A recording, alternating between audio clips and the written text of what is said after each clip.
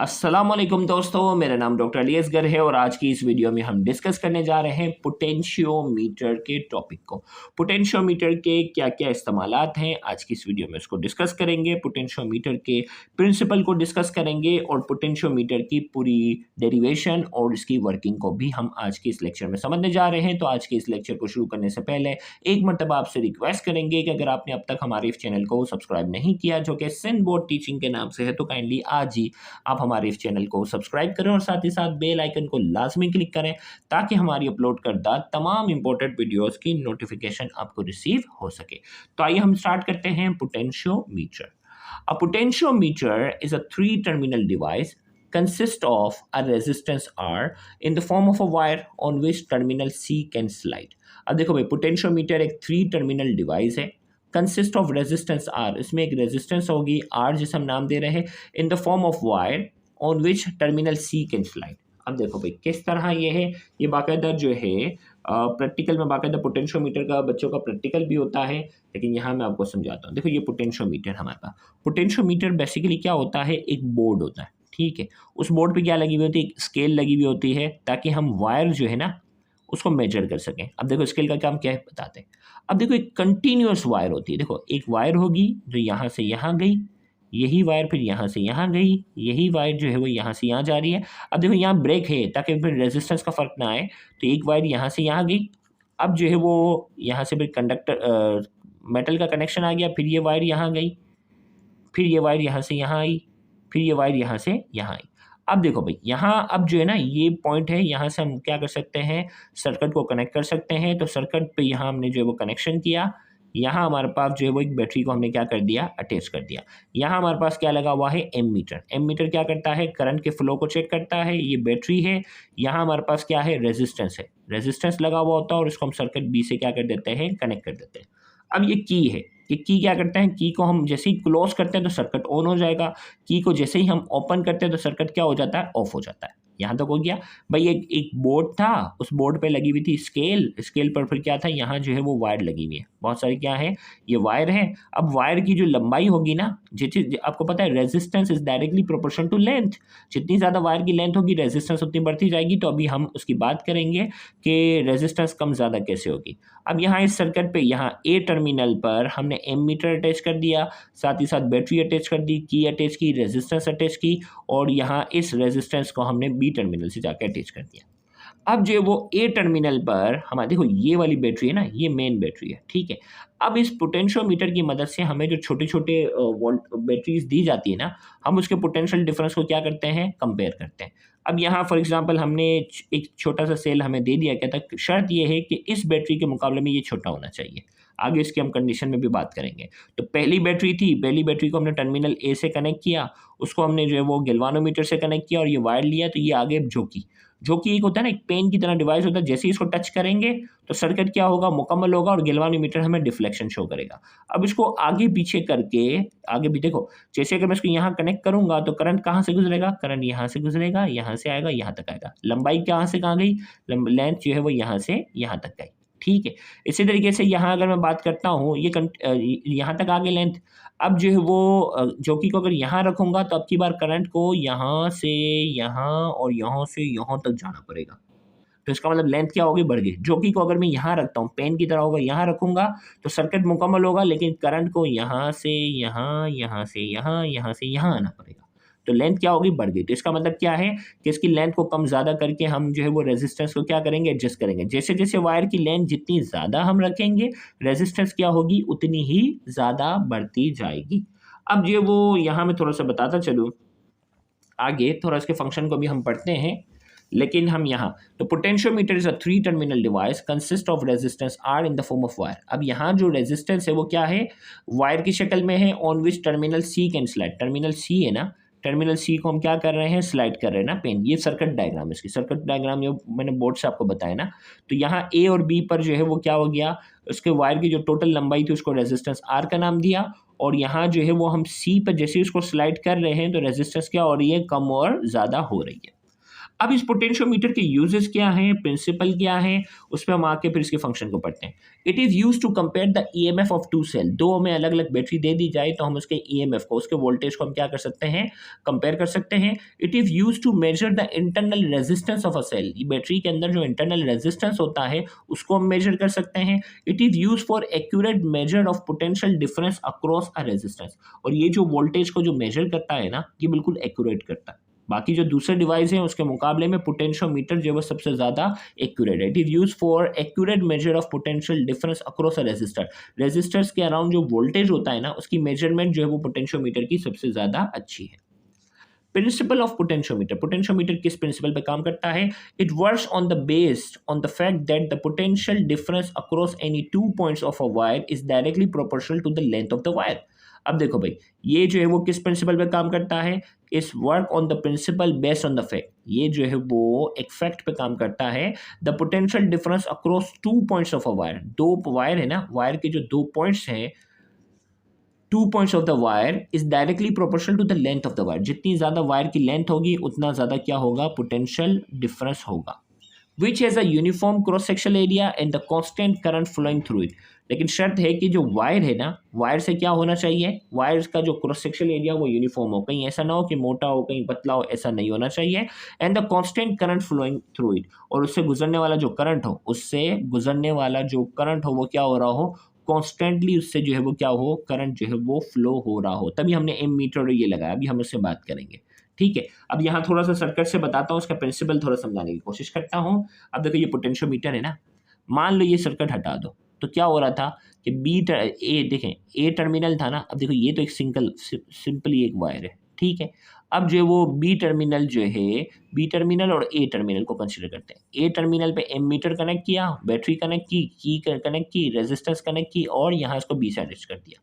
Circuit मुकम्मल हो गया, सर्किट मुकम्मल हो गया, और करंट क्या हो रहा है, करंट ए से बी की तरफ क्या कर रहा है, मुसलसल गुजर रहा है। हमें कैसे पता चलेगा, हमें पता चलेगा एम मीटर बता रहा होगा कि भाई इससे इतना करंट गुजर रहा है। अब सी टर्मिनल को तो हम खुद ईएमएफ की सेल जानने के लिए कर रहे हैं, करंट तो ऑलरेडी गुजर रहा था। अब हमने बैटरी का यहाँ ई1 जो है वो हमने क्या किया, इससे कनेक्ट किया, गैल्वानोमीटर की मदद से कनेक्ट किया, और इसका दूसरा वायर लेकर, जो कि जो है वो बाकायदा एक पेन की तरह डिवाइस है, जो क्या करेगा, उसको सर्किट को कंप्लीट करने में मदद देगा इस टर्मिनल सी वाले को। ए और बी का टर्मिनल तो पहले से ही मुकम्मल था, और वो वहाँ से करंट भी जो है वो क्या हो रहा था, कॉन्स्टेंटली गुजर रहा था। अब जैसे ही हम यहाँ से जो है वो जोकी को यहाँ लेकर आएंगे, जोकी को जैसे ही यहाँ से इससे हम मूव करेंगे तो सर्किट क्या होगा, मुकम्मल होगा। और सर्किट जैसे ही यहाँ जो है वो मुकम्मल, सर्किट जो है वो यहाँ जब मुकम्मल हो रहा होगा तो गैल्वानोमीटर हमें यहाँ डिफ्लेक्शन क्या करेगा, शो करेगा कि हाँ भाई इस सर्किट से भी अब क्या हो रहा है, करंट क्या है, गुजर रहा है। अब पोटेंशियोमीटर इस प्रिंसिपल पे काम करता है कि भाई एक ऐसा सर्किट जिससे जो है वो कॉन्स्टेंटली क्या हो रहा हो, करंट गुजर रहा हो, और उसका जो वायर है वो यूनिफॉर्म हो, छोटा जो है वो वायर की जो थिकनेस है वो कम ज़्यादा ना हो। तो जितनी ज़्यादा वायर की लेंथ हम बढ़ाते जाएंगे उतना ही पोटेंशियल डिफरेंस क्या होता जाएगा, उतना ही पोटेंशियल डिफरेंस जो है वो बढ़ता जाएगा। ये इस प्रिंसिपल पे काम कर रहा है। तो यहाँ हमने कहा कि ये जो है it works on the principle based on the fact. ये उस फैक्ट पे काम कर रहा है that the potential difference across any two point of a wire. दो पॉइंट जो हैं वायर के, उससे जो पोटेंशियल डिफरेंस है वो डायरेक्टली प्रोपोर्शनल किसके है, उसकी लेंथ के। विच has a uniform cross sectional area, जिसका क्रॉस सेक्शनल एरिया यूनिफॉर्म हो, और उससे करंट जो है वो कॉन्स्टेंटली क्या हो रहा है, गुजर रहा हो। तो पोटेंशियोमीटर में मैंने बताया ना कि भाई हमारे जोकी लगाने से पहले ही उससे क्या हो रहा है, करंट गुजर रहा है। अब ये किस तरह काम करेगा, consider a potentiometer of length A B. हमारे पास एक पोटेंशियोमीटर है जिसकी लेंथ जो है, देखें पोटेंशियोमीटर है जिसकी लेंथ क्या है, ए बी, यानी ए से ये वायर शुरू हो रहा है। देखिए यहाँ इन्होंने ना डायग्राम में बहुत डिफरेंस बनाया तो इससे लेंथ में फ़र्क है, लेकिन प्रैक्टिकली जब आप पोटेंशियोमीटर देखोगे ना, यहाँ से यहाँ वायर बिल्कुल करीब करीब से शुरू हो रहा होता है। तो यहाँ ए से ये वायर गया और ये वायर गया बी तक, पोटेंशियोमीटर उसको हमने ए बी का नाम दिया। Consider a potentiometer of length A B, there are two cell EMF E1 and E2। अब इससे हम जो है वो क्या कर रहे हैं, दो सेल हैं E1 और E2। पहले हम जो है वो E1 को कनेक्ट करेंगे, फिर क्या करेंगे, E2 को कनेक्ट करेंगे, ठीक है। Now the positive end of the cell are connected to point A, the negative end of the cell are connected to the jockey through galvanometer. Positive end को हमें कनेक्ट करना है पॉइंट ए से। देखें भाई, बैटरी है ना, battery का जो पॉजिटिव एंड है वो ए से क्या कर लिया, हमने कनेक्ट कर लिया है, और जो पॉजिटिव एंड हो गया, और इससे जो है वो हमने EF बैटरी की मदद से क्या किया, हमने जो दूसरा सेल यहाँ से हमने पॉजिटिव एंड से कनेक्ट किया और नेगेटिव एंड को हमने जोकी से अटैच कर दिया। बैटरी का ये देखो, ये जो सर्किट था ना, इसमें बैटरी का पॉजिटिव एंड यहाँ से था ना। अब जो हमारी जो दूसरी बैटरी है उसका पॉजिटिव एंड को A से अटैच कर दो और नेगेटिव एंड पे पहले गैल्वानोमीटर लगाओ, फिर जोकी जो पेन की तरह स्ट्रक्चर है उसको यहाँ क्या करो, अटैच करो। The negative end of the cell are connected to the jockey through galvanometer. Negative end को जो है वो गैल्वानोमीटर से क्या करेंगे, कनेक्ट करेंगे। When the key is closed and the jockey is moved along the wire AB to find the null point where there is no deflection in the galvanometer. अब देखो भाई, व्हीट स्टोन ब्रिज के अंदर हमने पढ़ा था ना, नल पॉइंट एक ऐसा पॉइंट आता है जिस पे गैल्वानोमीटर डिफ्लेक्शन देना बंद कर देता है, उसको हमने नाम दिया था बैलेंस व्हीट स्टोन ब्रिज। तो अब क्या था, जैसे ही हमने सेल को यहाँ से कनेक्ट किया, अब वहाँ की को जैसे ही क्लोज किया तो करंट इस पूरे सर्किट से गुजरना शुरू हो जाएगा, और जोकी को हम वायर पे क्या करेंगे, मूव करेंगे। वायर पे हम यहाँ मूव करेंगे और एक ऐसा पॉइंट तलाश करने की कोशिश करेंगे जिसमें गैल्वानोमीटर डिफ्लेक्शन देना क्या करेगा, बंद कर देगा। गैल्वानोमीटर क्या करेगा, डिफ्लेक्शन देना क्या करेगा, बंद करेगा, जिसे कहते हैं नल पॉइंट। और वो बैलेंस व्हीट स्टोन ब्रिज के अंदर पढ़ा था हमने। तो ये नल पॉइंट देना शुरू करेगा और जहां नल पॉइंट आएगा वहां हम क्या करेंगे, नॉट रोक देंगे और इसकी वायर की क्या करेंगे, लेंथ ले लेंगे। फॉर एग्जांपल यहाँ से यहाँ 100 सेंटीमीटर था, फिर यहाँ से यहाँ 50 था, तो वायर की लंबाई क्या आ गई, 150 पे जाकर हमें नल पॉइंट मिल रहा है, 152 पे मिल रहा है, 153 पे मिल रहा है। इस तरह जो है वो नल पॉइंट हम तलाश करेंगे। तो हमने कहा when the key is close, key को क्लोज करेंगे, द जो key is move along the wire, wire पे जब उसे मूव करवाएंगे to find the null point, null point तलाश करेंगे। ये वो पॉइंट होगा where there is no deflection in the galvanometer, जब गैल्वानोमीटर जो है वो डिफ्लेक्शन नहीं देगा। ये होगी। अब जो है वो फॉर सेल E1, जब हम E1 को कनेक्ट करेंगे, let P1 be the null point. P1 हमें नल पॉइंट मिल गया where E1 is connected, E1 is connected and corresponding length between the end A and the wire to the null point B L1। अब देखो भाई, हमें null point मिल गया, सही है। अब जो वो A पॉइंट से वायर की जो लंबाई थी वो क्या थी, L1। The potential difference across this length balances E1। अब पोटेंशियल डिफरेंस जो इस लेंथ को जो बैलेंस कर रहा है E1, वो किसके बराबर होगा, E1 बराबर होगा K L1 के।